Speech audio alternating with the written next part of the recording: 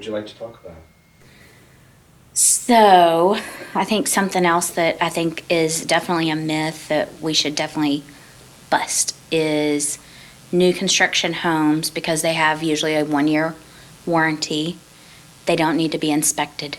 Oh, Let me save my 450, my 650, whatever dollars, and not inspect the house because it's brand new. It's perfect. yeah, because everybody knows that there are perfect houses out there, built by perfect people and perfect contractors. That's and, right. In a perfect inspected world. In a perfect world, absolutely. Yeah, that is definitely a huge myth, and one that I have heard my entire career. Absolutely, yes. Hey, everybody, this is Michael Bryan and April Bryan. with Bryan Realty Group. Thanks for joining us.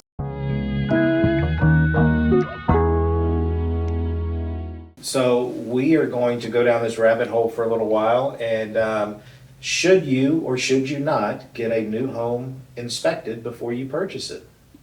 What do you think? I have a strong opinion. I know you do. I do have a strong opinion on this topic. I think when I first came into the industry, my perception was skewed, and it's a new home and it has a 1 year warranty. Let's save our clients some money. Why do they need to spend 4, 5, 6, whatever number of dollars, hundreds of dollars on an inspection? It's under warranty. Well, as soon as I had home inspections, things were found. We found things weren't insulated properly, and there was a problem with the roof. HVAC wasn't set up properly, electrical problems with the panel. I mean, pretty significant things. And people said, oh, well, it's met code. But code is just checking off the basic pieces a lot of times. And with insulation not being in the house, that's going to run up your bills. There were a lot of things that were found that have been shocking to me. So after that first or second new build inspection, I advocate it strongly for all of my clients that buy new construction. I think it's a really, really big deal. Yeah, I couldn't agree more. To your point, we hear so many times that, I don't need a home inspection because this home was just inspected by all the different major code departments through the process. Yeah. And while that's true, those inspections take place at early stages, and then they get a final inspection at the end to sign off. But there are things that can still be missed. Yeah. We've run into flashing issues. We've run into leaking windows because they weren't caulked properly. They're not checking all of that stuff. Or sometimes they miss it. They're human. They don't get everything. Yeah. Just like home inspectors sometimes miss something because they are human. And when you're getting ready to spend, hundreds of thousands of dollars on a brand new home, even though it does have a warranty, it's better to catch those type of things on the front end. Exactly. And protect your investment. Right. And something that somebody would see, like a leaking window, most likely that would be uncovered within the first year. But some of these things wouldn't be, like missing insulation, possibly something on the roof and the shingles.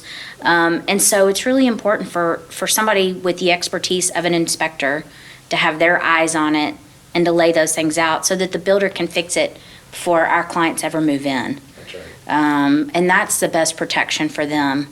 Things that they wouldn't be able to pull out the 1 year home warranty and say, hey, I need this fixed. They may not even know it's a problem. They may pay more on their utility bill, every month because something's not quite right. So I just think it's incredibly important. And we would push our clients to sign off that they've chosen not to have an inspection. We feel that strongly about it. Agree completely. And in all my years, I've never seen a house that didn't have something come back that was found by the home inspector. Now, I will say I just had one recently, and it was on I was representing the builder, and it was the first sale that we had with them. And the only thing that came back on that inspection report was cosmetic stuff, which is not something typically a home inspection is going to point out. But Right. they found absolutely nothing wrong mechanically with the house, which was, in my opinion, a great kudos to the builders. Absolutely. And the code enforcement and inspectors that had come Yeah. out, and the contractors Right. themselves that had done the work. So I was super impressed. That's the first time I've ever had that happen on a new construction home. I love that. Yeah, it That's was great. fantastic. Well, since we're still on this topic, maybe we talk also about, did it pass or did it fail? People say, oh, it's not going to pass inspection. I hear that a lot in the marketplace. How do you respond to that? What's your take on, is it going to pass or fail? I don't think the inspector's going to let it pass. Well, for those that are a little confused, homes don't get a passing or a failing grade through the inspection process. The home inspector is there to walk through and check and find problems, not fail the house. They're going to point out ages of systems, and if if the water heater is beyond its age, expected life expectancy, if the toilet is loose, if there's a leak underneath the sink, if an electrical outlet is not grounded properly or has reverse polarity, or they check the breaker. One of the big things we run into now is when you replace your condenser outside for your HVAC system, the new condensers take less amps than the old ones. So you may have a breaker in your breaker box that is a 60 amp breaker or 50 amp breaker, and the new one that you put in there only needs a 35 amp breaker. It's just a protection. It's a fail safe. But we run into that a lot. Those are the kinds of things that they're looking. They're looking to make sure there are no roof leaks. They're looking at all, and they're going to list out all of the potential problems, and then they usually categorize them. These are good watch outs. These are things to know in the future, and then these things are not working properly or safety hazards. And then it's up to you as your agent, as the agent, to get with the buyer or buyers and go through that list and kind of come up with what you're going to ask the sellers to fix and kind of prioritize that, because it starts the negotiations all over again. But it's not a pass or fail. They're not going to walk in and say, fail, you can't buy this house. Yeah. Now, that might be the case with code enforcement. Yes. That's more of a pass or fail. That's correct. But that's code enforcement. That's not part of the inspection process that a new homeowner is going to go through, whether it be new construction or not. That's right, because the house won't be able to sell Yeah. if code enforcement doesn't give it its final stamp of approval, its certificate of occupancy. Exactly. One other thing that we've talked a little bit about, and I wanted to go into a little bit more detail on and get your thoughts. You mentioned cosmetic versus structural or functional. So I think a lot of times people think, a slight crack in tile in the bathroom. Well, the inspector's going to point that out. Or the mirror is foggy, or the shower glass is foggy, or something along those lines. Well, we're going to let the inspector point that out. I'd love your thoughts on kind of the cosmetic aesthetics versus the functional systems. So you need to look at a house before you make the offer on it, and look at the cosmetics. Look at the details. Does it need painting? Are the baseboards messed up? Are there cracks in the sheetrock that are superficial? Are there cracks at old houses in Midtown? Are there cracks in the ceilings? The age of the roof. If there's not a roof leak, age of the roof. How much longer is it going to last? Yeah. You want to look at all of it, because a home inspector is going to come in and they're not going to point out messed up sheetrock. They're not going to point out, your carpet is worn in this area, unless it's a trip hazard. Then it's a safety issue. Sure. That's not a cosmetic issue. Cosmetic issues are not something that you're going to ask for through the home inspection process, because that's actually, by the language of the contract, is that you're not going to ask for cosmetic issues. That should be negotiated when you make your offer. When you make an offer on a house, you need to be thinking about the cosmetic things that have to be fixed or updated for you if you buy this house, and factor that into the offer that you're making. Great point. The repairs are what's wrong with the house, what's not functioning properly that's supposed to function. Electrical, plumbing, roof, sewer, Flooring. those type of things, foundation. The major house systems. That's right. Yeah, absolutely. And if there's a crack in the wall, unless there's something wrong with the foundation and there's something going on that needs to be addressed, that's just a cosmetic crack. Right. Houses settle over time. Again, and they'll tell you it's a cosmetic crack. Cosmetic cracks are not going to be, you're not going to ask for that. So you need to factor that into the offer that you make. Yeah, that's a great point. So I think this has been a great conversation around inspections, new builds, and knowing the difference. And inspections are not a pass or fail. It is, and inspections and repairs right now, in my opinion, are what are killing more deals. Yeah, And the lack of information both buyers and sellers have, and the misconceptions.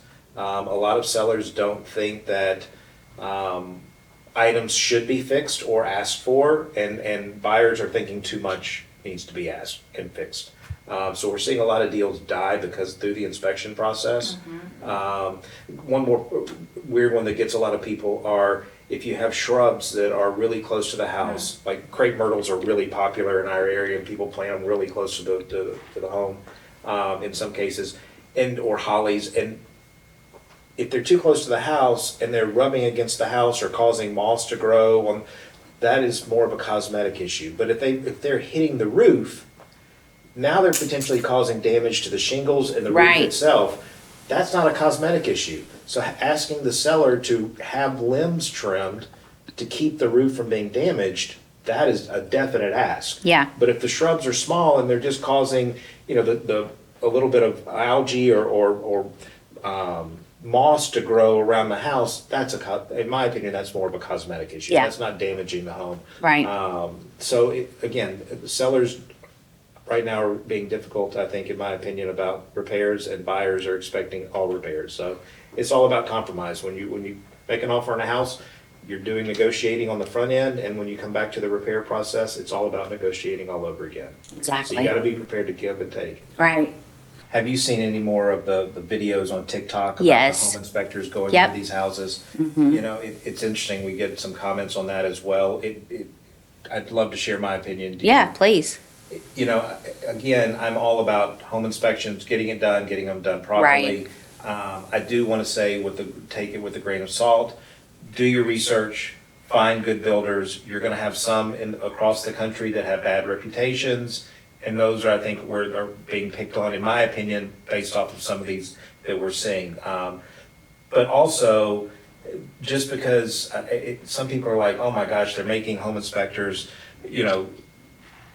they're giving them a bad rep because they're going in and they're destroying these houses, and not all, and they're also destroying new construction, and I don't agree with that either. They're going in, they're pointing things out, but it's also, it is on TikTok and they're wanting more views, so. It's maybe some sensationalizing things. Potentially, yes, in my opinion, on some of it, but Yeah. also, again, it's all about doing your research, Right, picking a good builder, right. picking a good home inspector, and looking at the facts. Exactly. Picking a good agent. Picking a good agent, absolutely.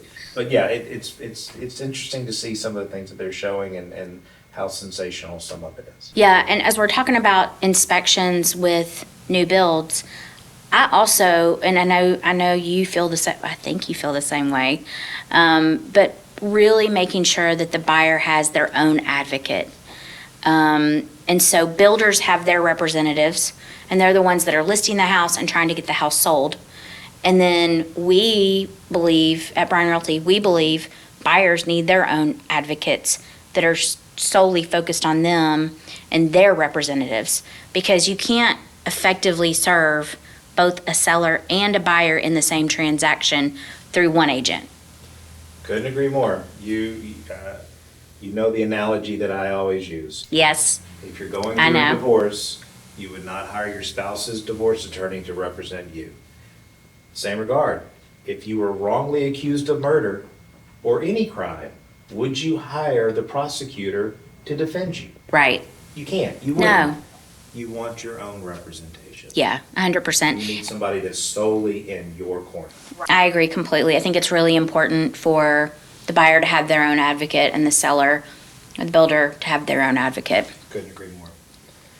Thank you guys so much for joining us. We appreciate it. As always, if you enjoyed this, please hit the like or share button.